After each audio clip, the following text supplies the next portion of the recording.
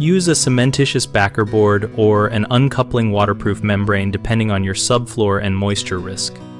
For a wood subfloor, use a 1/2-inch cement backer board installed over a thin layer of thinset mortar with screws placed every 6 inches along the studs and joints, taped with alkali-resistant mesh tape and thinset.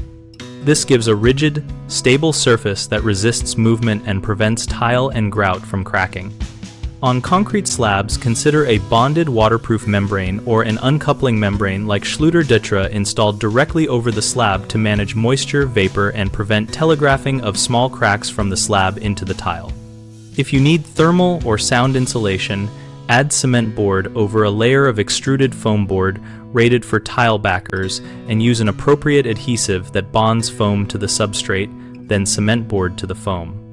Ensure the foam is compressive strength rated for floor loads. For wet areas and bathrooms, prioritize a waterproof membrane either beneath the backer board or as a topical membrane over the backer board, depending on the system manufacturer instructions. Always follow the membrane cure times and embedment methods to avoid failures.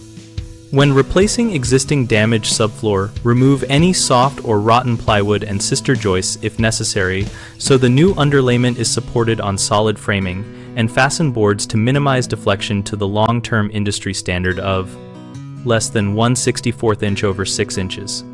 Keep seams staggered, maintain manufacturer-recommended expansion gaps at walls, and use a flexible grade thinset for final tile bedding to accommodate minor movement. 3 common mistakes are using regular drywall or standard plywood as underlayment, which softens when wet and leads to tile failure, not replacing or reinforcing a squeaky or flexible subfloor so the installation exceeds deflection limits, and skipping a waterproofing layer in bathrooms which allows moisture to reach structural elements. The fix for drywall or plywood is to remove it and install cement backer board or a proper tile-rated underlayment.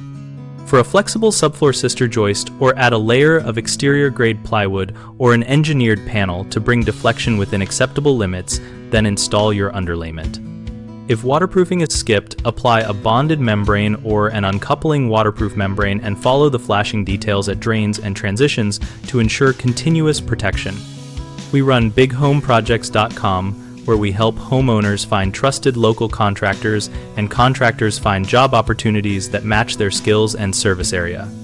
Our site also hosts a discussion community where homeowners and professionals share installation tips, product experiences, and local recommendations.